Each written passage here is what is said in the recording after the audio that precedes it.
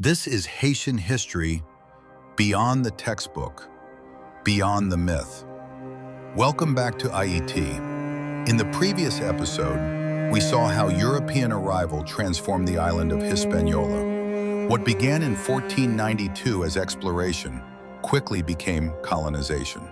Spanish settlements expanded along the northern coast, forts were constructed, and colonial authority began to take hold across the island. But beneath this new colonial order, a crisis was unfolding. For centuries before European arrival, the island of Ayiti had been home to organized Taíno societies.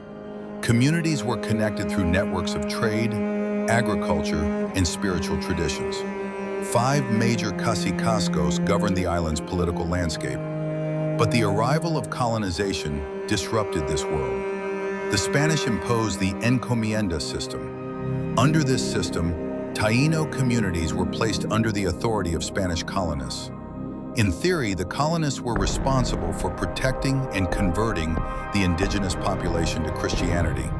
But in practice, the system became a structure of forced labor. Taíno men and women were compelled to work in gold mines. Others were sent into agricultural labor. Some were forced to build roads, towns, and colonial infrastructure. At the same time, another devastating force spread across the island. Disease, smallpox, influenza, measles. Illnesses previously unknown in the Caribbean moved rapidly through the population. With no immunity to these diseases, entire communities were devastated. Within a few decades, the demographic landscape of the island began to change dramatically. Villages that once thrived grew silent. Communities that had existed for generations began to disappear. Traditional leadership structures weakened. Spiritual and cultural networks fractured. The colonial system that Spain had built on the island now faced a growing problem. The indigenous population, the very labor force the colony depended on, was collapsing. For the Spanish Empire, this created a serious economic crisis. The mines required labor, the settlements required workers, and the empire demanded production. Without labor, the colonial economy could not function. Across Hispaniola, colonial officials and administrators searched for solutions.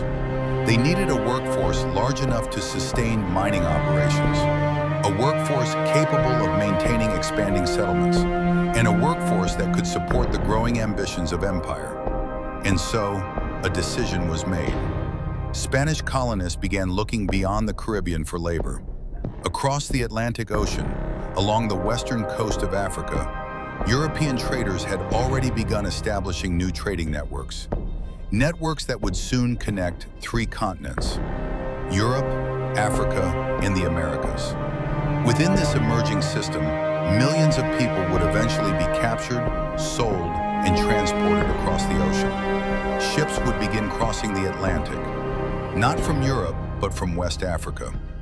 The arrival of enslaved Africans in Hispaniola during the early 16th century would permanently reshape the island's history. It would transform its population, its culture, and its economy. The island, once governed by Taíno cacicazgos, was entering a new and brutal phase of colonial development, a phase that would become part of a much larger system, the Atlantic slave trade. And in the next part of this episode, we will explore how that system began. The past is not forgotten, it is studied. This is Haitian history beyond the textbook, beyond the myth.